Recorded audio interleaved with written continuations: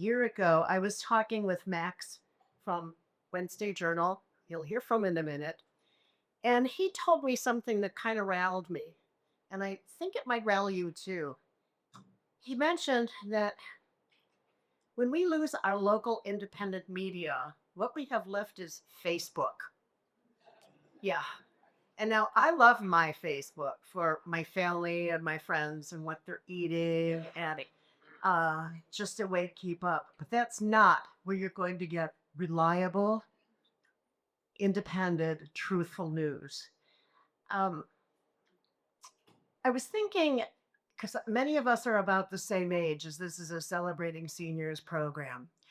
Raise your hand if you used to listen to the radio as a teenager and call in with a music request to WLS or Dick Biondi. Yeah. How many of you around dinner time turn on the TV to Channel 7 to watch Fahey Flynn and Joel Daly and know that everything they said was pretty much the truth? And the last is when your picture was in the newspaper for whether it was Girl Scouts or being in a parade or honor roll, or we're not going to say for doing something bad, but how your family, your mom would run out and get 20 copies to send to all of the relatives. Yeah. So what do they do now? Do they take a picture, a snapshot, a screenshot of Facebook and send it to relatives? I don't know. Where are those memories going? So it really made me realize how local independent media continues to change and it's going to change. And that's why we're bringing up Charlie Meyerson to moderate our panel and delve into what's happening. Charlie has seen a lot of this in his 50 years of being a newsman. Many of us know his voice from 20 years on WXRT and on the late WNUA. He spent about 10 years with the Chicago Tribune and the, at that time, sister WGN News Radio. And now, really happy that Charlie comes into my home every morning at 10 o'clock via email, and he can come into yours as well. Charlie curates one of the best email newsletters that talks about what's relevant in business, in Chicago news, in finance, and just cool things. It's free. Please make sure that you pick up one of these slips at one of the tables around here and sign up for Charlie's newsletter. It's really, really terrific. And with that, meet Charlie. Ben, thank you. That was far more than I deserve.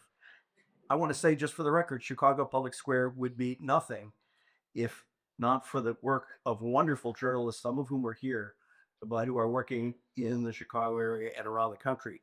Chicago Public Square is me pointing to great work being done by wonderful, talented, dedicated, devoted journalists everywhere.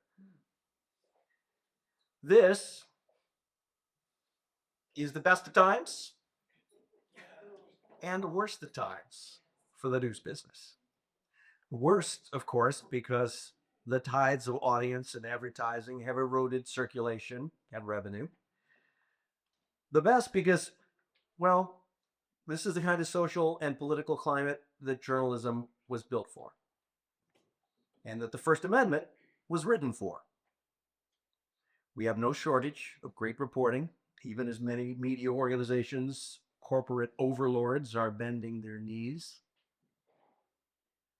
Look no further than the 2026 Pulitzers announced this week, rife with remarkable work speaking truth to power, especially notably here in Chicago, where my and my fellow panelist Monica Eng's alma mater, Tribune, took the local reporting prize for its coverage of the administration's militarized sweep of the Chicago area.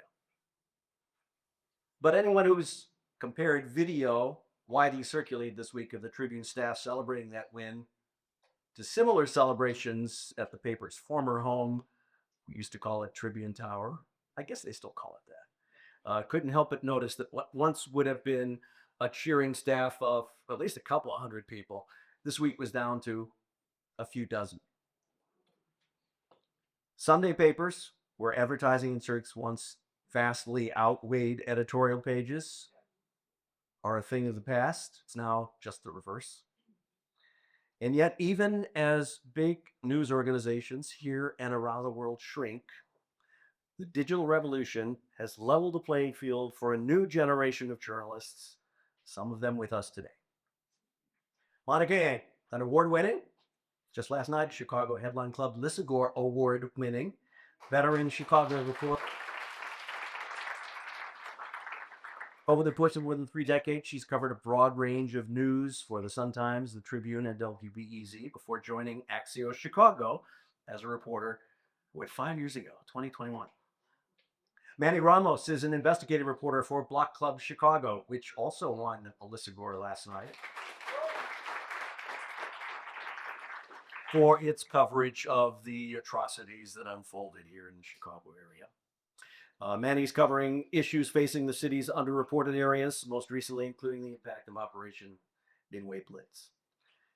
Dr. Lydia Manning is a gerontologist, educator, and entrepreneur whose work focuses on translating research on aging into real-world impact. She's also the director of professional education at the Scripps Gerontology Center.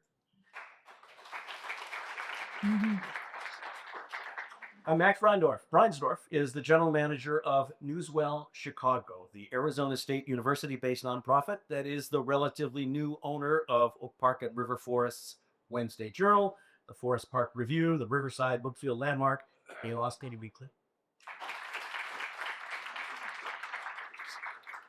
All right, the title of this session is The Future of Local Media. Before we get to the future, though, let's talk about the present.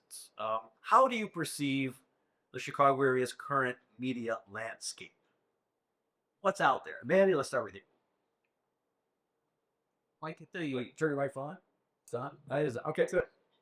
Hi, everyone. I think the current landscape is inspiring. As you just mentioned, we still have a bunch of award-winning reporters that are fanning out throughout the city to report on crucial issues like Operation Blitz. But it's not just your major papers like the Chicago Sun-Times, Chicago Tribune, or Cranes anymore. We've seen sort of an introduction of new media sort of enter the arena here in Chicago. So Block Club Chicago, for an example. We also had a Southside Weekly. We had, just as everywhere else throughout the city, Hyde Park Herald, the Austin Weekly. These are all very crucial papers in the city of Chicago that are sort of expanding its coverage every day. So while there is much reason to be yearning for a past, I do see there is prospective future as well. Liddy. I mean, I'm not a media or journalism expert. It's just me, but I would say the landscape is active. Ax. So this is my job to evaluate the media landscape in Chicago, so cut me off when I go too long. But first, I'd call out you saying Chicago, but if I may expand it to Chicagoland in the surrounding area, which is made up of 14 counties or so. I first agree with Manny that the landscape in Chicago itself is inspiring, and for those that look across the board nationally, Chicago is about the strongest local market for independent journalism anywhere in the country. It's a testament to you all. We have a diverse mix of media outlets. The best of them, in my humble opinion, are the nonprofits that we see. All due respect to the for-profits, but as a nonprofit news operator, I like the nonprofits. But going back to Chicagoland, Chicago is strong. Surrounding Chicago areas are less strong. The suburbs do not have the same strength of news report that the city has. We at Newswell Chicago, which operates the Wednesday Journal, which many of you have in your laps, along with its 3 sister papers, are aiming to reverse that. We are right now seeing the same organization that overtook Tribune Publishing in 2021, Alban, make a very strong offer of a group of suburb pubs, the Daily Herald, based on our own mics. And that gives me pause. I think that stands to weaken their news report. And at Newswell Chicago, I want to be part of the group that addresses that continues to provide stronger news to the suburban community. So yes, Chicago has a very strong news network within the city. In the burbs, we got some work to do, and that's what we're here to do. Monica, what do you see when you look out at the Chicago area's media landscape? Well, it is inspiring, but I'll be the downer here. When I started the Sun-Times in 1985, We had an enormous newsroom at the Tribune. I think we were 500 when I was there, maybe down to 70-ish now. We have bureaus all over the world, bureaus all over the nation. You know, when I left the South Town to go to the Tribune, they're like, "Oh, don't they have an editor just for the color magenta there?" It's like, when I got there, I was like, "Holy cow!" I run this entire weekend entertainment section of the South Town, and there are like 15 people on that one section of the Tribune. So yeah, it can be very depressing to see how the funds have changed. How, frankly, when I got to the Tribune, people were retiring millionaires. They had just put 5 kids through college. Now I see the top reporters there making 1/3 of what those people made, making 1/2 of what I made when I left the Tribune 15 years ago. And having roommates working their butts off and hoping that they can pay back their college loans. So I love the kids that are the young people. I shouldn't say kids, the generation coming into journalism now. But I'm constantly being sent students like, "Oh, I want to be a film critic. I want to be a phone writer. I want to be a reporter." And like, "What's your advice for me?" I said, "Marry someone's rich so that you can take this job and not have to worry about paying back your loans." I wish it was the kind of field where you could put 3 kids through college. I put 2 kids through college though, but I'm the last of the Mohicans. I think I flash back to the day in 1998 when I'd been offered a job at the Tribune, and I was just leaving Tribune Tower and saw the great Rick Kogut standing outside. And Rick Kogut talks like this. And he said, "Oh man, you ought to take this job here. It's you work for the Tribune. It's like working for the government." And as it turns out, Rick was right, because now working for the government isn't all that secure either. Max, as a top guy at Newswell, whose takeover of those 4 newspapers, I should acknowledge I supported as a member of the soon to dissolve Growing Community Media Board.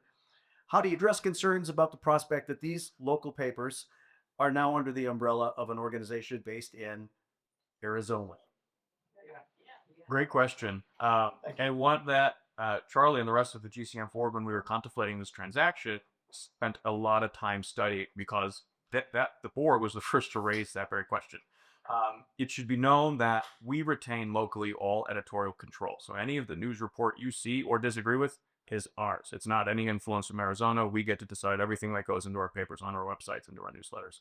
I think retaining local control is the most critical part of retaining our identity and thereby retaining our business, right? If we start writing slop based in Arizona, which again, there's no influence to, but if we were to, you guys would stop reading it, we'd be out of business. It'd be a problem. So there's incentive both ways for us to continue to operate independently. I think beyond that, Newswell itself is a nonprofit, the umbrella organization Newswell. We are Newswell Chicago. We won't get into the specifics of like legal order; it's too confusing. But so Newswell Chicago is a sub of an already nonprofit with its own mandate to create independent journalism. So our parent org is only about making independent journalism, and beyond that, us as the subbrand in Chicago, we have no influence whatsoever. It's written into what we do, that we make our own independent editorial decisions. And beyond that, I think the question we might be asking broadly is, what about ASU and Newswell? So again, it's a confusing relationship. I can draw a diagram after if you'd like. But there is an agreement between Newswell and the university that there's also no influence whatsoever. Newswell can, at its own discretion, make editorial decisions, and they in turn offer that same freedom to us. Does that answer the question? I think so. Okay. Anyway, does it answer everyone else's questions? I heard a set it here. Let's do it. You got a question back there? Yeah, This speak really lovely. Sure. What are the key funders of Newswell as a nonprofit? So great question. So Newswell National does its own fundraising. That's the group that's headquartered in Arizona. We here locally at Newswell Chicago, you all are our funders. We retain the same group of philanthropic supporters that we had prior to the transactions. I see a gentleman here in a shirt that says "Support Local News," which was part of a program we did back in April, where we did a fundraiser, and if you gave us $100, you got a shirt. We rely on him and the rest of you to do that same exact fundraising. We are still financially dependent on the communities that have supported us to continue supporting us. This transaction did not turn into, manna from heaven, a money cannon. We are not saved. We are better off. We are stronger. We're more sustainable. I have access to far better resources than before. but we still rely on you to subscribe to our papers, subscribe to our newsletters, and to make financial contributions. And I'm not dodging the question. The Newswell national team has its own fundraising, and they rely on foundational support to continue their operations. So they have a big grant from Knight Foundation for one, which is someone we'll target on our own too, and as well as another handful of national foundations. Monica's worked for newspapers. Oh, sorry. One more question. Go ahead. What functions does the National Newswell do for you, you as an organization? So they do a lot. I, for instance, now have access to a development director who is focused on helping me raise funds locally, which is, we did it by committee before, and there are a number of folks in this room who assisted in that effort, and we've been moderately successful. But this allows us to get to the next level. We have on the Newswell national staff a product director who's going to help us create better looking newsletters, better looking websites. Again, something we had done by committee in my spare time and spare time of my colleagues. And operations, accounting, payroll, lawyers, which are extremely expensive, which we now just have on staff and I can call when I have a problem, et cetera, et cetera. So we have all of the benefits of a large national organization, the scale organization, which we did not have before, in addition to like the product expertise and the fundraising expertise that, again, we didn't have before. Another question. As a supporter of Wednesday Journal, long time, and Austin Weekly, why did they change leadership? What would we go back? Why did Austin Weekly and Wednesday Journal change leadership? Yeah, I mean, To me or to Newswell? I'm sorry. So I think I understand your question. I came on board with Wednesday Journal's parent of Time Growing Community Media, December 24 as a consultant. We can't cut me off when I go too long. I know I only have 90 minutes. But in the course of about 3 weeks, I saw that the business as it was designed did not have long enough runway to change itself to become sustainable. So we were going to run out of money before we could fix it. That's the rub. And so with that in mind, we had to make really, really hard decisions about how we sustain these treasured local community news outlets. Many of you are longtime supporters of our work. Thank you for that, first and foremost. Your support got us through 45 years of Wednesday Journal. It would not get us through another 45. That's how this industry has changed. I think we're going to talk about that some more as we get there. So why did we change leadership? Because we recognized that the business was not sustainable and we had to take serious action to address it. And that's what we did. Can I do this, Pablo? As a supporter, I talked to other supporters. They wondered why that was really heavily dedicated to them. Where did you just? So, great question. This sounds like the right room to share that we're actually in June holding a town hall at the library across the street to talk about just this. The reason it hasn't been communicated candidly is because the first 2 months of this transaction has been a whirlwind. Any large-scale transition of this sort, if anyone's been through it, is very challenging. Now, to say my job is too hard to communicate to my subscribers is an excuse, and I won't make that excuse. So I'll say, come to the town hall in June and have far more questions answered then. And could you repeat questions for the recording? Yes, we'll try to do that. Thanks. Actually, there's the Q&A session at the end, so in which case we'll have my focus around it. You were all so enthusiastic about that last one, so I thought maybe a year. All right, Monica has worked for newspapers, radio, and now focuses on email.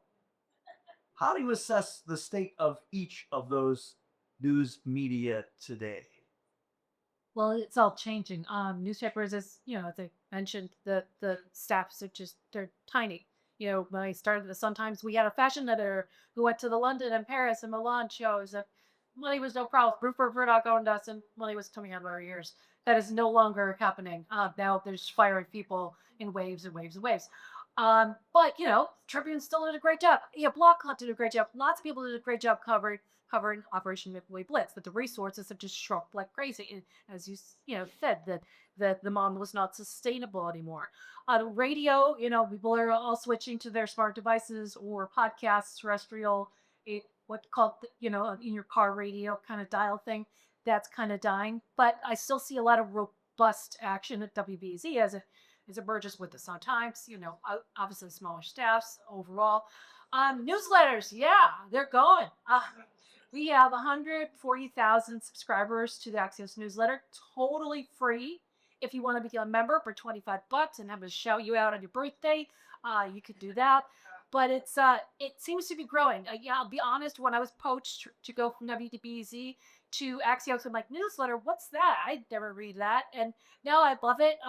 It kind of caters to short attention spans. Thank God you did that to us, Twitter or an X or whatever. You say we will tell you everything you need to know, and it's almost as good as Charlie's newsletter. In 3.5 minutes, we write very succinctly. I was an investigative reporter at the Tribune. I was a features reporter. Anybody remember the tempo section at the Tribune? Yeah. So I was writing 3,000 word stories and taking a month to do them. No, now I write 300 word stories and I run them in about 15 minutes. No, I mean, but obviously that research takes a lot more time. It is very weird to get your brain around that. But people feel like they're in a rush and they need things like get to the point, right? Effing away. And that is what I do. And I try to tell you exactly what you need to know. I make the phone calls, I write it, I boil it down and distill it as much as possible while still trying to be charming. And that seems to be where things are going. I still get the Tribune sometimes every single day, read Block Club every day. If I were at Oak Park, I'd be reading Wednesday Journal every day, but I read it often anyway. But we are a dying breed. So you got to go where the eyeballs are. And what do you see when you look at the various media serving the Chicago area today? Yeah, I think everyone hear me okay? I think newsletters are perfect in terms of just that quick need to get news information out there to people in their inboxes. And we're seeing a real push toward that. But we're also seeing a real push into sort of quick hit video formats like TikTok to sort of get the younger generation into news and sort of understanding what's happening around them. And I think the way that media sort of leverages that is by doing those quick hits, less than a minute, probably less than 15 seconds, honestly, to let folks know what's going on and happening in their area and how to sort of digest that properly. Lydia, as you study older Americans, older people in the Chicago area, how do you see the various channels of communication, radio, television, newspapers, magazines, digital, serving that older part of our population? It's a great question. I think it's important to note that when we're thinking about the older population, we need to recognize the extreme diversity um, and the heterogeneity, right? I mean, some people they're consuming media, using their devices. They want the quick hit. I don't get to the point, 300 words. Other people still crave the newspaper, right? I think it's a very diverse population, and we need to be mindful when we're thinking about media outlets and ways that we communicate and honoring that not everybody. It's not a one quick fix, if you will, for communicating information. In your studies of older people, have you seen evolution in how they are consuming news? Most definitely. I think, we make a lot of assumptions about older adults. I'd be remiss if I didn't talk about some of our ageistic biases and practices, particularly in the media I witness. It's hard for me as a gerontologist to not chime in on the editorials and remind people about languaging and phrasing and sort of this. If I hear the silver tsunami one more time, I'm going to lose it. But I think too we make assumptions about technology and the digital divide. And if you look at the data, more and more older adults are using technology in large percentages, right? And so again, not everybody, but I do think we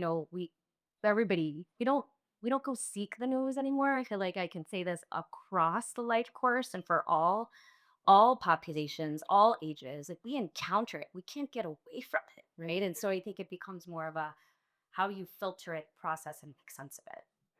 Max, how does demographics play out in the business decisions that are being made at a regional newspaper publisher?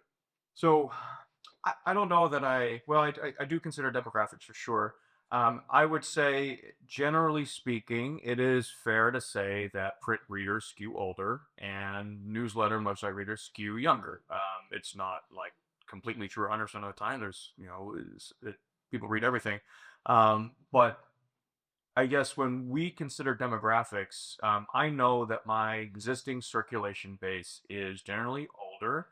It's actually in the surveys we've done, it is typically older, educated white women are our subscribers. That is our demo, which from a marketing's perspective is really good. It's a good demo to be in. So thank you to you all looking at the room, and thank you to you all. And we're going to continue making a killer print product for all of you. That's our charge. You are still there with a financial relationship with us through your print subscription, and we're going to continue providing a paper to you. It is still, even at a smaller scale, a fairly lucrative place for us to be. It is not, making money hand over fist like the good days of old at Tribune and yada yada yada.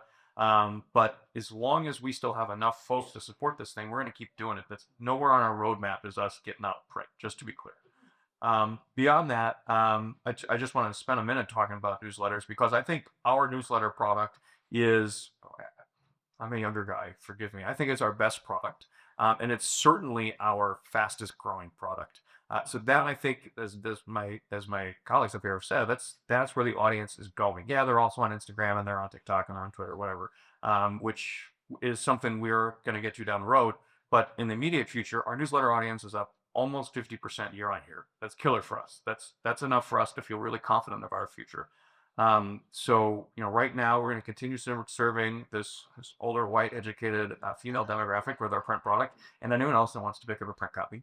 And we're going to keep growing our newsletters because that's where the audience is. As someone who's maintained since the late 90s that the email newsletter is the logical successor to the daily newspaper, the hourly radio newscast, the nightly TV news. Heck. Question for each of you. And we'll just go down the line, start with Monica. Do you watch local TV news? If so, how recently and how frequently? I don't really. My colleague Justin Kaufman, he watches 10 o'clock news every night and goes and changes our newsletter in case anything shifted. So I leave that up to him. I should say I've just been hired as a paid contributor to Fox 32, so I will probably start watching that. It's not the same as Fox News, and as anything I have to say about people that normally like Fox News, they are not going to censor me. So I would probably start watching that. And I do a Chicago Weekend Review for TTW, but I won't lie to you and pretend I watch 10 o'clock news every night because Justin does it for me. Manny. I do, but not very frequent. And usually when I do, it's like the first 10 minutes and then I move on. I feel like, I had 2 young children, so it's kind of really difficult for me to sort of just sit and watch the news like that. And I just find that the first 10 minutes is usually the most useful for me. And that's probably maybe 3 times a week at most. Lydia? Well, let's just say that I sometimes choose to watch and not. It's on in my house often. But yeah, sometimes I'll watch WGN in the morning, because it's a half news and half compy. It's fun. I get to know what's going on with Anna around town. I also love WTTW. I had it on actually this spring. So, I mean, I try to cross reference locally and nationally, and I also try to cross reference as a researcher. I treat my media like I treat my research, right? You better check your references. You better read a bunch of different perspectives and you better follow the main trail, because you're likely to find out more information than. Next. Just to be clear, the question is, how often do you watch TV news? Local TV news in this case. Virtually never. I don't have cable. I hardly watch any live television whatsoever, maybe a game here and there. But I subscribe to virtually every outlet's newsletter and read them pretty regularly, some more than others. So I stay abreast of what each outlet's doing. I just don't watch TV. A relative this week asked me worriedly, if young people aren't buying newspapers or watching TV newscasts, where are they getting their news? Manny? Unfortunately, TikTok. But it's not just TikTok as well. I mean, yeah, some Instagram. I think those are sort of like the model. And as a reporter, who takes a long time to sort of write stories and publish stories, it can be frustrating sometimes to sort of see TikTok creators, talk about the news while referencing stories that we produce without giving any sort of credit or sort of like acknowledgement of what's done behind the scenes. But with that said, I still believe that, you know, we have heavy readers in our communities and our society. For example, I did a lengthy 4,500 word story on a local alderman on the Southwest side. Um, a lot of it was pretty dense into what we're talking about, but that story did extremely well online and it was being circulated in social media. So I do think the attention span is still there, but we have to sort of pair that with how we sort of disseminate those stories. So through TikTok, through Instagram Reels, whatever the case is, people like short form video, and it's something that we should be leveraging. Lydia? I hope they're calling their grandparents to get some of the news. No, Irene, you know, It goes the other way, my family. 6, 7. I learned that from the kids with 5. yeah. It's an intergenerational exchange, right? Yeah, I think. I mean, I operate more at the later end of the life course. But I think the future generation, it is some social media. It's definitely on Facebook, right? We all know that Facebook is for the cool people, right? If you heard that one. But yeah, I think even and I think about media, I think about communication, and like when I work with younger students, they don't they don't want written feedback, right? They don't want written work. They want video short snippets that they get to the point. And I feel like that's probably a trope and theme that's true about all ways of consuming information, not just Not to sound like a broken record, but newsletters. Newsletters. You know, we heard Monica say that Axios is up to 140,000.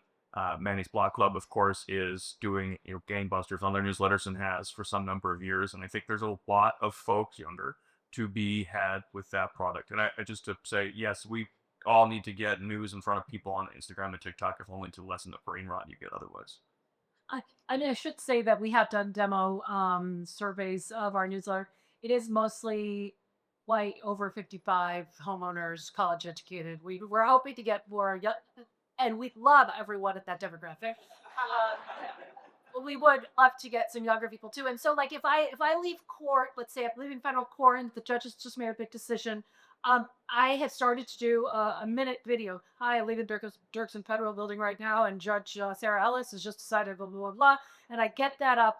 Then I go and I write my Axios story. Or if there's a big temporary restraining order that is like way too complicated, I actually get to write a 700-word story. I will sit on my back porch and say, here's what the temporary restraining order says. You have to say 2 times, I'm going to spray you with tear gas before you tear gas people. You have to, have your number if you are an immigration agent. You have to not have a face mask. And so I'll make a video for a demographic that wants to see it in video. And then I'll write the story, because you do have to meet people where they are. And some of these news stories and some of these policies are too important to say, well, if they don't want to read it, screw them. You got to find some way to get the information to people. Right. Here's my problem with video is that to consume video or audio for that matter requires an investment in real time. It's very hard to skim. You could play it, at 1.5 speed. But if you press play on a video or a podcast, you're committing to a certain amount of linear time that you're going to spend consuming information. Whereas I can down to 1 minute. with text, I can skim. I can be in and out in 10 seconds, see if I'm interested or not. What am I missing? Well, that's why they tell you to keep the video down to 1 minute. I recently, Still, that's a whole minute. I could see. If you wrote that text, I could skim it. it's so funny because I just started doing this geriatric gymnastics series where I want to get back every single one of the moves I had when I was 17 before I turned 57 next month. And now I've got a really sore back. Anyway, so I do those videos and I could get to the gymnastics place. Hey, this is Monica's week 4. I'm really feeling weak. I'm really hope I get my flip flop today. And that's like 15 seconds. And then I cut to me doing all these flips. My father was just watching at this party. He's like, how long am I going to have to watch you talking about it? Let's get to the flips. And so I'm like, Dad, the whole thing is like 1 minute, 15 seconds. And so you're right. People are like, why do I have to listen to you talking? Show me the action. So don't talk to me about attention spans of young people. It's the old people who are real. Barry, give me thoughts on this. I think that's very true. I think people, look, I'm in the younger side of things, and I tend to watch everything in 2x speed. It's insane. So it's just a bunch of just blurring out of words that your brain just somehow learns to register. And I think that's the same thing with like YouTube or TikTok or all of these stuff. You have these young folks who are just simply holding down the screen to sort of speed up the language and get through what they need to get through fairly quickly. And I think that's part of that as well. And it just it's I agree with you though. I am more of a reader. I will continue doing that, but I do acknowledge that exists. Liddy, is this a generational thing? I mean, is it? Am I wrong to suggest that old people had a shorter attention span than young people when it comes to new media? I mean, we could go into the whole business of brain and neuroscience and We have another half hour. oh, yeah, you you don't want to lecture. I mean, I think it depends on thinking about continuity, right? And there are changes that happen in our brain that are normal and generalized slowing as we age. But I think it depends. I personally, anecdotally, in my work and in my research and in working with older adults, I feel like older adults have a better attention span. I compare with some of my younger students, right? And the question about video versus written word, I also too I think about multitasking, right? People are consuming, they're listening, they're watching, and they're doing 74 other things. Like they're not just sitting reading. And so I think there's the multitasking piece too, that maybe some of the younger generations, on average, controlling for all variables, are a bit better with. I'll just say this: I can read and watch or listen to TV at the same time, whereas I can't do video, TikTok, and watch TV at the same time. Hacks, want to jump in here? Yeah, so I agree with Manny. 2x speed on your videos is great. Well, twice as many the same amount of time. If you just tap on the right side of the screen, hold it down, and it plays really fast. It's good if you haven't done it. I don't know what the generational attention gap is. The divide is. I know my Fred readers are older, and my other users are younger. So is my attention span worse than someone who's twice my age? Maybe. I think we're also pulled in 7 trillion different directions in our generation than you all were, where I have like 7 chat things going off in a given day, and my email inbox is on fire, and I'm getting phone calls, and I'm actually still trying to do my day job in between all of that. Not to say that folks weren't busy before, but I think the number of things pulling at your attention now is far more significant than it was 30, 40, 50 years ago. Excuse me. I'm not on social media at all. So when you refer to newsletters, are those somehow available on email? Yeah, those are email. So Yeah, like when I get from Wednesday Journal every week. That's that. that's that. Yeah. And you should subscribe to Charlie's too. And mine. I subscribe to everyone's email, but I mean that's central to what I do is looking at email. Another question back there. Speak really loudly, and then I'll repeat it so everyone can hear it. Hey, hi. I am actually a longtime, 12-year freelancer for the Wednesday Journal Review and the Landmark Hats. So I know obviously at sessions like this, we talk a lot about how am I going to retain readers. To be completely transparent, I, for 2 years, was a full-time newspaper editor for a now defunct company based in the North Shore. And I jumped to what journalists call the dark side, right? For financial and personal security reasons. My question is, do we feel as though print, radio, television, etc., news outlets are really doing, as they say in the site world, the inner work, the navel gazing to see how we can retain quality millennial and Gen Z journalists? Because honestly, in order to crank out that work, you need quality journalists, but the pay isn't there. So how are these media outlets, frankly, looking at how can we retain that talent in order to keep that readership and viewership base? Because a lot of us have jumped ship to public relations.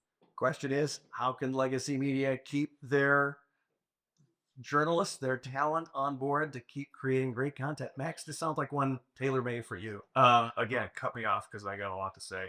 I will say we heard from Monica that her predecessors were retiring with, $1 million income. And once upon a time in this line of work, the money was there.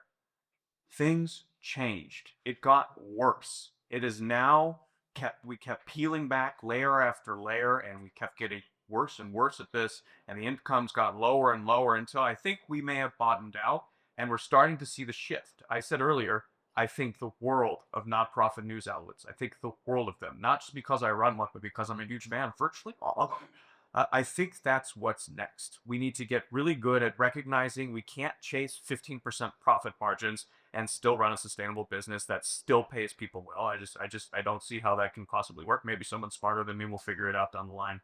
But for the time being, nonprofit news outlets are doing a really great job fundraising and paying reporters a relatively healthy salary. Are they paying them $1 million incomes? No.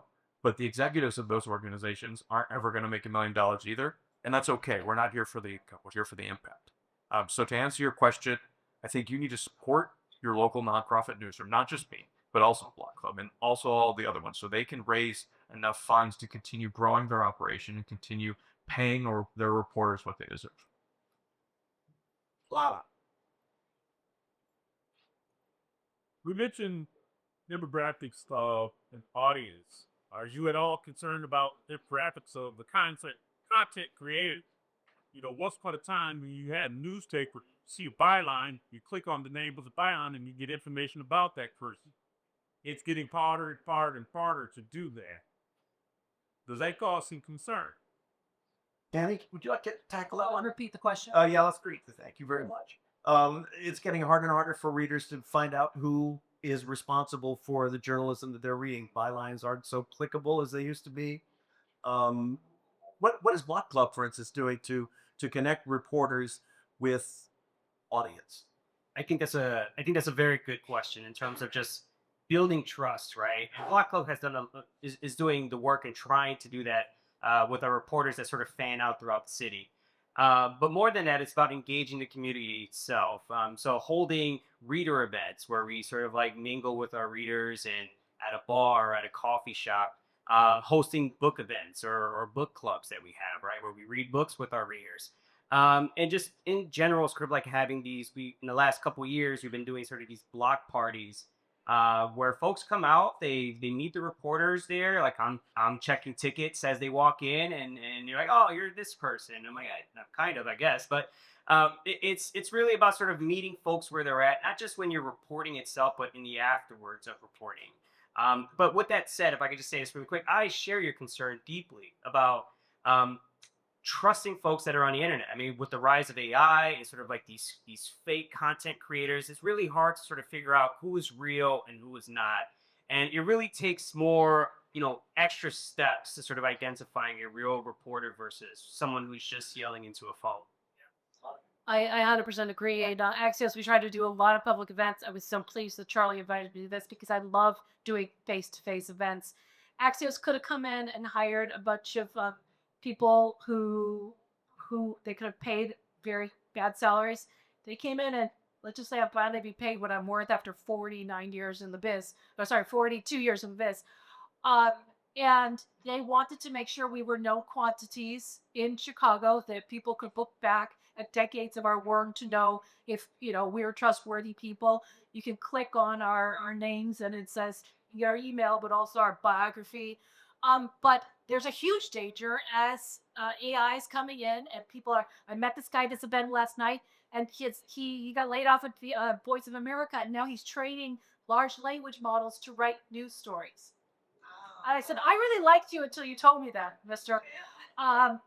So you're going to have things written by machines that are stealing original reporting, bits and pieces of it that we do.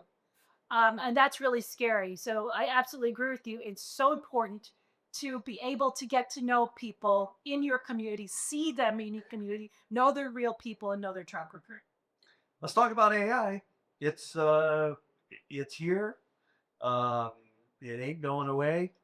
Lydia, how does that affect your research? What has your research shown about AI and the way it affects and interacts with humans? Yeah, I mean, there's, the data are rich for sure. I've gotten a hold of publications, back research looking at the mental health implications of AI utilization. Some of those are grim. Some of those are grim. I know AI is changing the world of research, right? I mean, for example, I write NIH grants for a living. That's a party right now. But where you've been given you can only submit six applications because AI is so prevalent right now in the utilization. People are able to crank out 50 NIH proposals that used in the good old days would take a long time. So I think it's here. It's here to stay. It's everywhere.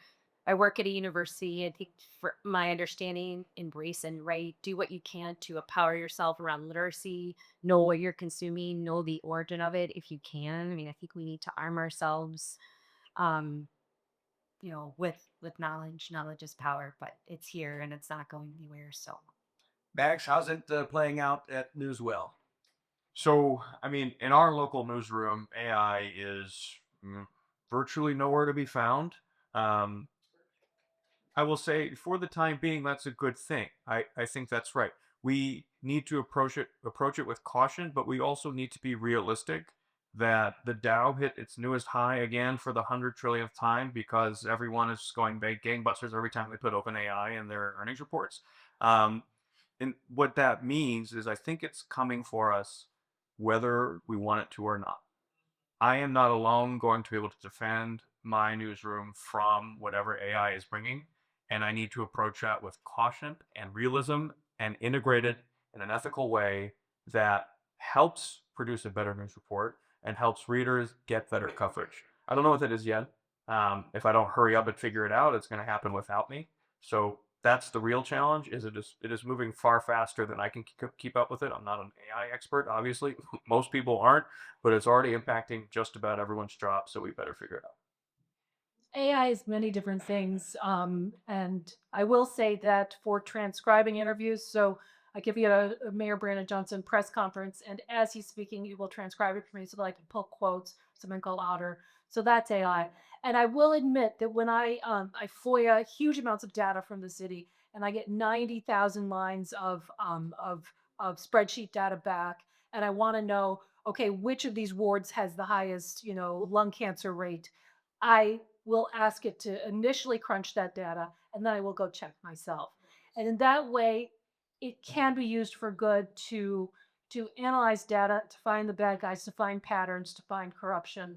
But the idea that a lot of people want it to start writing your news stories is terrifying and horrible to me. And then the deep fakes, the potential for deep fakes is terrifying, that so you won't know what is real anymore. Yeah, and 100% agree with everything that's said here. Journalists have used AI for years before sort of this, right? When we think about Microsoft Word Check, right? You get sort of a misspelling that program's letting you know, like, you misspelled it wrong there, right? And that's super important, sort of making sure we kind of have clean copy and stuff like that. At Block Club, we sort of have formed this committee of sorts to kind of figure out how does our newsroom interact with the this AI quote unquote revolution. Um, Obviously, we don't enter any kind of stories through it or anything like that. It's not being used for our writing process. But just like with the rise of the internet and how it sort of clashed with the news business, I think we have to start thinking about how are we going to leverage it for the future. I don't have an answer for that at this moment, obviously, but it's something that we should be discussing. As journalists increasingly come under threat of legal or, in some cases, physical assault from the federal government, or always sympathetic to some people in the federal government, how much are you concerned about your own lives and livelihoods, or the lives and livelihoods of those who, the Max in your case, work for you? Monica. Well, I mean, anybody who covered Operation Midway Blitz, you saw people taking pictures of you. You saw people in fatigues taking pictures of you. I had tear gas thrown at me. I had to get a gas. I had to learn how to use a gas mask. It was a very scary time, as probably everyone knows. Really terrifying time. And I'm sure the things I wrote, where I fact checked the Department of Homeland Security, did not endear me to the administration. Many journalists tend to think it's a lot harder, but it's a scary time when we are being called the enemy of the people. Manny, you've been on the front lines. Yeah, and the same thing, right? We're trying to sort of correct the record and really provide a clear picture of what's happening in our neighborhoods around us, right? When you see, an undocumented immigrant sort of just hanging out at Home Depot for a day job and is suddenly being thrown on the ground, it is our responsibility to sit there and try to report that out accurately. And often that comes at not only, with attacks from this current administration, but also attacks from people in our own community, right? Like personal experience here, like receiving death threats that become common. And, we've seen the rise of political violence in this country as well. And among journalists, I mean, across the globe. So it's something that concerns me deeply going into the future. But it shouldn't, stop us or sway us from doing what we decided to do in our lives. Lydia, the stereotype has been, and it's not just a stereotype. If anyone who's looked at coverage knows that senior citizens are an essential part of the resistance, as it's been dubbed, to the present administration. Um, does their security, their safety, come into any of the work that you've been doing? I mean, I'm not on the front lines per se. As I said, my work of late has really been in the research space, and so I feel like the work we're doing is impactful. Um, while I don't necessarily fear for my life, and I think all of you who are willing to go onto the front lines and do the hard work, um, there's all kinds of talk in higher ed and in the space. It's noted with the work you're doing, and if you're uh, for the resistance or against it, right? And so we see it in higher ed. The censorship is real. Um, and yeah, I mean, I think it's a time that we all need to be sensitive about right now. Our voice, where it is, it's being noted, it's being accounted for, and people are watching and listening. So I think to a certain extent, we all should be mindful of our safety. Max, what about the security of your reporters out there interacting with everything that's happened? Um, it scares the hell out of me. It really does. If you don't think this is a terrifying time to be on the front lines, you're not reading closely enough. And I hope you do start reading closely enough. When we covered Broadview last year, we sent reporters out to Broadview last year at the ICE detention facility. Um, these are they're 23, 24-year-old kids doing their jobs, and they are literally putting themselves in harm's way to get the news coverage that we need for you all. It scares me. The question is, how do we protect them? Yes, we provide them with PPE when they need it. We provide them with policies, but we saw what happens. We see what happens at times when you put yourself on the front lines. We saw it in Minnesota. We saw it elsewhere. It scares the hell out of me. That's the truth. Lydia, what do older adults need from local media right now, and are they getting it? I mean, I think we all need information that is true, as truthiness. I always say truthiness in my own work, but I feel like getting information is important. I think the word community comes to mind. I think we all need not just older adults, but we need more community. And I really feel like local media and local journalism and local reporting has the power to help us continue to repair community that's been so damaged in recent years. All right, enough of the question you've all been waiting for because it's the title of this session. What do each of you see as the future of local media? And I ask you to look ahead, not to just, we keep doing what we're doing, but what's next for each of your fields? Max, we'll start with you. Again, not to sound like a broken record, but nonprofit news and great newsletters. Come on, that's where we're going. That's what we're already doing. I do think community news, especially, is best served with scaled nonprofit support. So I think we see that at Block Club. We see that here at Newswell Chicago. We see it elsewhere across the country. I think that's where the industry is going. Will the bigger players be able to sustain themselves in a for-profit setting while their audience is still big enough to sustain? Yeah, they will for a while, maybe not forever. But the smaller pubs like us, we rely on reader support as a major revenue stream. That's philanthropy from you all. And I think that's going to stay for some time. And I think that's good. It means I need to interact with each and every one of you to ask you for your $5 a month to sustain my work. And that means you get to tell me what you do and don't like about what we're doing. I think that kind of retail relationship is really valuable at producing community news. I think that's the heart of it. And here I am, we're in Oak Park. We're Wednesday Journal country. And I think it's great. I think this is exactly how it should work. And I'm glad that I think this is how it's going to continue work, both here and at a larger scale. Okay, but now the future. Is Newswell Chicago going to grow? Are you going to evolve? About us specifically? The Newswell Yeah, organization, its I mean, footprint in Chicago. listen. What do you see as The charge, the first charge is staying where we already are. We got to make the Wednesday Journal strong. We got to make the Landmark really strong, the Review strong, and the Austin Weekly strong. That is our first charge. Once we do that, and we will expand. My ambition, personally, and yes, I report to bigger organizations, so someone might, step on my toes along the way. My ambition is to build a resilient local news ecosystem in the Chicago suburbs. And I mentioned before, I think there's a gap, and again, we're seeing in Arlington Heights that gap may get bigger. I think that is reason for me to believe there's an opportunity for us to do something meaningful here. Charlie wants me to say we're going to expand to a certain space and next week or something like that. I can't submit, but my ambition is to build a resilient and bigger, sustainable local news ecosystem in suburban Chicago. I just want to hear about the future. That's all.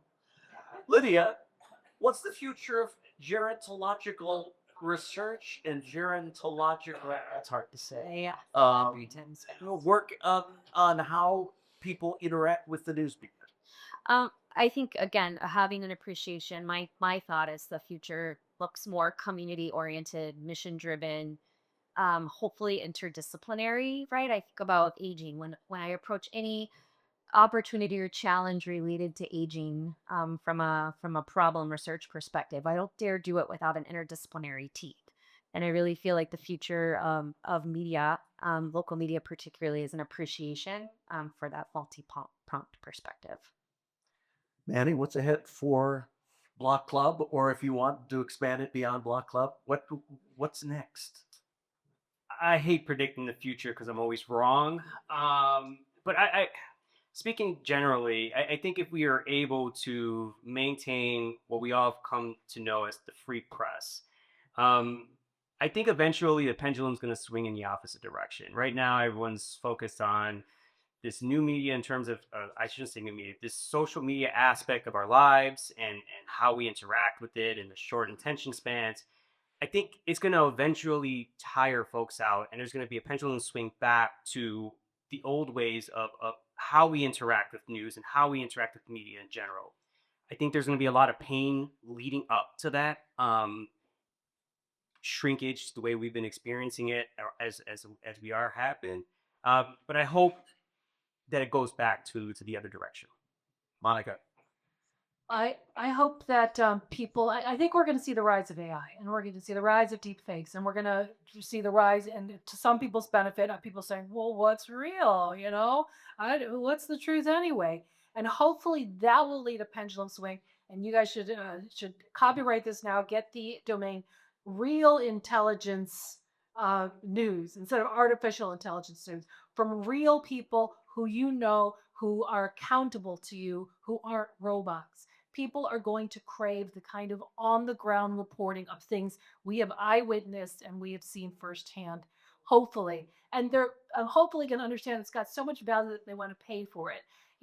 After we gave away the farm and just said, hey, all the news is free, no more subscriptions, a whole generation decided that you don't have to pay for news. I'm hoping that it'll swing back and say, you know what? It's worth it. It's worth it for the truth, for things that I can rely on, things that are accountable for me to pay again. And maybe that will mean, living wage salaries for journalists again, and we can retain the best and the brightest, and people won't have to take jobs that they don't really love, let's say in PR.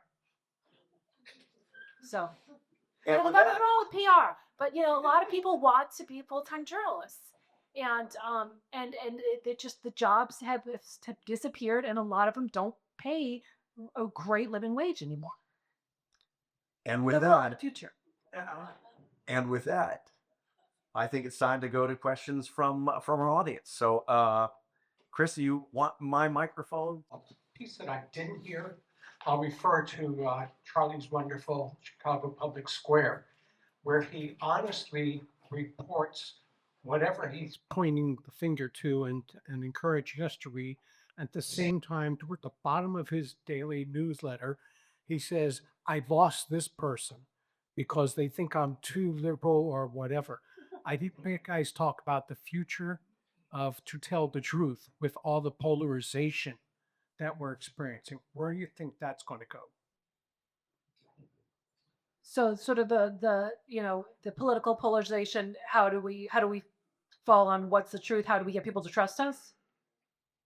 It's a really good question because you do have half the nation then sometimes sees a green turtle and thinks it's purple. You can't convince them that it's not purple. So um, our boss in DC says, we give the clinical truth and that's it.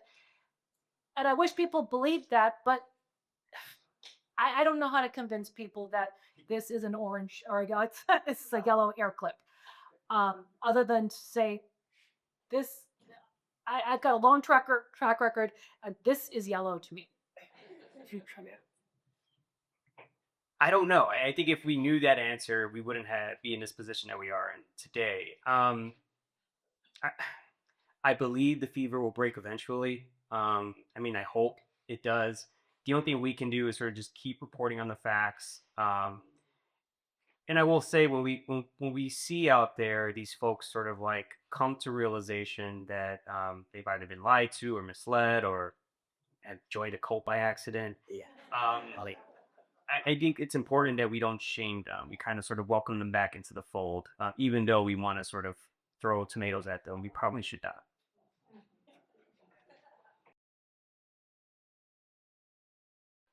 I said Gil earlier, right? It's temporary. I study resilience for in my work as a gerontologist, and I think continuing to speak truth to power is important. And in a everything's polarized right now, and so I think empiricism is important. The facts are important, and to just keep playing it out there, challenging the structure, recognizing the patriarchy and how it's operating is the work that we have to continue to do every day, one foot in front of another, in hopes we can make change.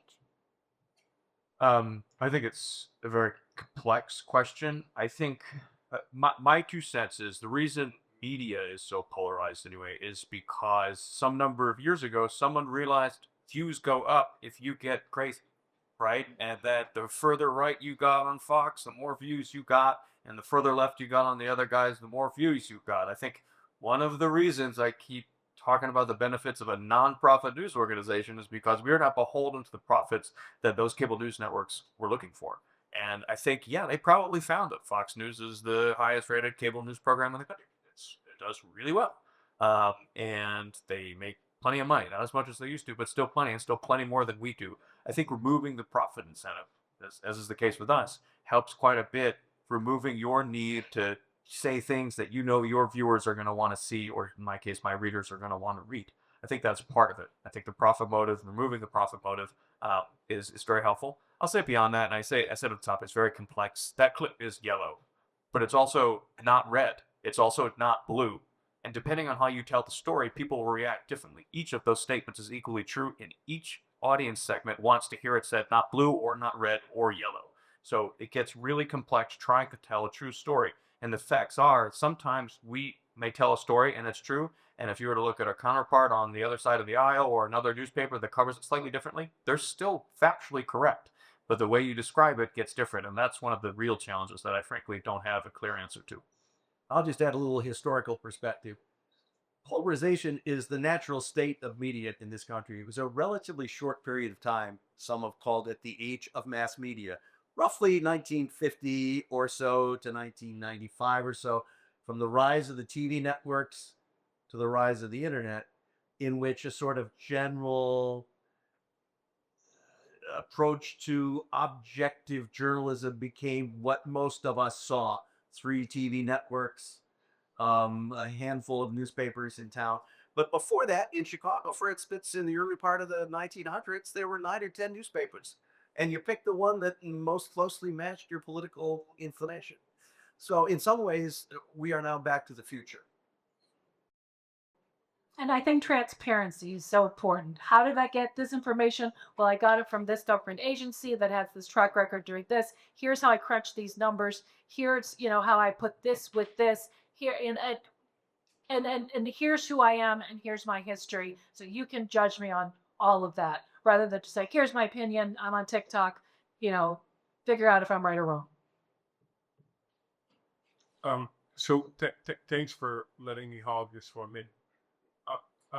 So It's a global question. So, um, I'm kind of concerned that the kind of globalization that the capitalistic media grid spreads across the United States started buying up all the newspapers. I remember when I used to deliver those newspapers back in the day. But how do you think? Here's the question. So, having in the background an irrepressible corporate idea that's always accurate, that's always gobbling up what they can gobble up. How do you expect for truth? I mean, how do you approach dealing with truth in the context of, well, big businesses, they do gobble up people, and they don't generally tell the truth about why they're doing it. Uh, does my question make sense? So how do we approach the truth given that big business gets I'll be honest with you, I've been doing this for 42 years and I have never, ever thought about any business, any advertiser, any boss, and what they would think about what I wrote when I've investigated bad guys or written about anything when I wrote it. And one time, I'll be completely honest, one time I had a story pulled. It was at the Tribune. I'd been investigating Ticketmaster. I'd been investigating how much higher their service fees are in Chicago, where they had a monopoly, versus other cities. It was a Janet Jackson tour. Here's how much service fees were for Janet Jackson here, here, here, here. Chicago, they were seriously higher. They would just charge you what the market would bear. I was told the Tribune had an arrangement with Ticketmaster where every time someone clicked from our site to Ticketmaster, we got some money. Suddenly, my freaking editors got cold feet about a story I'd been working on for 2 months. That's the only time in 42 years I'd ever seen anything remotely like interference on my stories. So I don't think about it. I say, what do the facts show? What are people's motives? That's what I write. Anybody messes with it, they hear from me, and it's never happened. What's happening now with corporations expanding into media, and we have these situations where Paramount owns CBS or whatever it is, and we have individuals who's running these corporations, whose politics to me are, well, let's say beyond the pale in a sense, and they are trying to impress their politics on those media outlets. I think that's what we're talking about here. This consolidation of the media. Now, I trust some. I get Axios. I'm an Axios subscriber. I am also a Wednesday Journal subscriber. And I also pay, although I don't read the Sun Times, I pay for it. But I'm beginning to feel as if there's too much pressure from above on these media outlets. And do you guys feel that? Is there somebody above you somewhere that you're worried about? I'll just jump in and say that's one reason to choose your media outlets carefully and to ask how many corporate levels exist between the reporter, this piece of journalism, and whoever's making the decisions. And hey, that's local media in many cases. The more local, the better. I would say, like Monica, I work in sort of the nonprofit world in news, right? So I don't necessarily have those corporate overlords that you're sort of like the Ellisons that we're talking about here, right? Let's just say it. I share your concerns. I see what the FCC is doing to broadcast, because of if they don't like a certain thing that a certain commentator or comedian said. And that is extremely concerning. And as we look towards sort of the future of the free press, like I said earlier. But I do think it's our responsibility to sort of continue what we're doing and reporting on the fact that there are these corporate zealots who are out here monopolizing and buying up media to sort of disseminate their information, and to sort of educate the people in the world that are interested in knowing what media is saying what, and the slant or bent that they may have. Can I take a stab at Lydia? Go ahead. I just was gonna, in my simplistic version of it, I think about media and food, right? Ultra processed food, ultra processed media, and not to go back to community, but again, I think if you better know who grew your tomato where the seed came from and what they sprayed on it. The similar attention to detail is important when it comes to media. But the corporate greed, we're owned by corporations. They're alive and well, right? Um, I'll say two things. One of your questions was, do you feel pressure from above? In earlier jobs, at one point in my life, I was chief of staff at Tribute Publishing, the owner of the Chicago Trip and its papers throughout the country. Yes, I felt pressure not from like dark forces from over yonder, but like pressure to deliver on profit targets, and that makes you do crazy things. It does, and you saw it play out. You saw it play out. There were layoffs the years I was there. There were buyouts. There were this. There was that. There were transactions that make you scratch your head, so on and so forth. So yeah, there's pressure from above. What do you do to address that? You build with your neighbors, with your colleagues from the ground up. And I'm in this room with you all, general manager of your Wednesday Journal, and I'm here to build that paper back with you. I want to make it strong again. It has a very strong 45-year legacy. I think that's how we address it. We do it together. We do it in rooms like this, and we do it starting with the small scale. The better we can do at the ground level, the stronger we'll be as we progress. Yes, you've talked quite a bit about how things in the media have changed. Can you go in a little more detail? I guess I have then two questions by detail. One, have enrollments in traditional journalist programs at college shrunken? And two, currently, are you finding it incredibly hard in the media to hire, brand new, whatever, coming out of school reporters, journalists? I'll just add, as a sometime journalism professor, about a decade ago, I taught 4 semesters at Roosevelt University, required quotas. Enrollment dropped from 10 in the first semester to 7 the next semester to 5 the next semester to 3 the semester after that. That said, my friends in journalism tell me, DePaul University, for instance, that enrollment in journalism has been on the way up in recent years. Something of a parallel, I think, to what happened when I was in journalism school, which was the Watergate era. I actually don't know the enrollment numbers, but I do know that a friend who teaches political reporting in Medill School of Journalism said he couldn't get enough people for his class, but they all want to know how to write about themselves. So God knows what that's going to produce. And yet I incent journalism students all the time, and I want to tell them the future is bright. You're going to make a lot of money, and there are tons of jobs. But I have too much respect for them. And I said, look, it's going to be rough. The jobs have shrunken, and the pay has shrunken. And I think there was All the President's Men effect in your generation, Charlie, and that there was a Spotlight. Was it that movie that prompted a whole bunch of young idealistic kids, unfortunately, to plop down tens of thousands of dollars for journalism school? I think they're still going.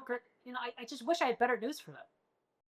The upside for that is that when I graduated, if you wanted to commit journalism, if you wanted to write or broadcast or photograph or video record something and have it be seen by a lot of people, you had to be hired by an existing news organization, someone who had a printing press or an antenna. And the upside of this is if you truly have a passion to communicate now, you could do it. You could reach the whole world from a TikTok account, from an email newsletter, from a blog. And so for those who are truly driven, there are opportunities now that didn't exist 50 years ago. My question had to do with what about a more global or a more national? I love the Wednesday Journal. I read Black Clove. You don't want to know how many things I read. But where do I get reliable national news? Yeah, I think it's just finding your favorites, right? Like if I'm looking for sort of a global national news, I'm a paid subscriber of like Bloomberg, for example, just because I like their investigative reporting. I like their city lab. I like even just, I'm interested in the markets as well. So I feel like that sort of encompasses everything that it interests me. And I love, for example, like Jason's a great reporter that I follow a lot of. So it's just, I guess, finding reporters that you genuinely like, and checking out their outlet and seeing if that's a national outlet that you would like to subscribe to. Follow smart people on social media, and you make your definition of smart may be different from my definition of smart, but as you encounter people who are saying things that make sense to you, see who they are following on Blue Sky or Twitter if you're still there, or Facebook if you're still there, or TikTok, and follow those people. There are still, even at the most compromised news organizations, reporters of principle who are doing excellent work. Certainly, there's the Guardian now, which is a nonprofit at the national level. But even at the Washington Post, whose email newsletters I get, and which has been compromised in some ways, there are still talented reporters who are doing great reporting, objective reporting. And when you see those reports, follow those people, share those stories, and spread the word. Thank you. You've given us a lot to think about. Can we hear it to the panelists?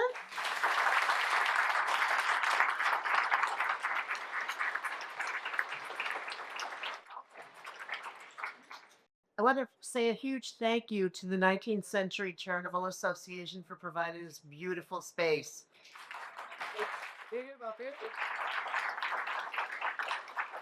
The Wednesday Journal and all of their other papers for the great advertising that they provided for this. Thrilled that we had pretty much a full room. The panelists were amazing. Thank you, Max, Lydia, Manny, Monica, Charlie. I'm a huge Churl fan of some of those people up there, so this is a real treat for me.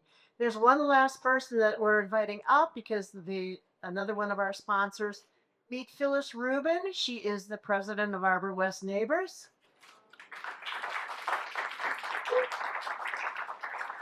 Has to be reminded that I was going to say something, but yes, I'm the president of Arbor West Neighbors. We're a group of seniors, for seniors, by seniors, of seniors. Join us, and thank you for this wonderful presentation. Really gave us a lot to think about. We're sponsoring other stuff during Celebrating Seniors. Look at it in your book and come enjoy them. Thanks. Thank you for coming and hearing. This completes this program.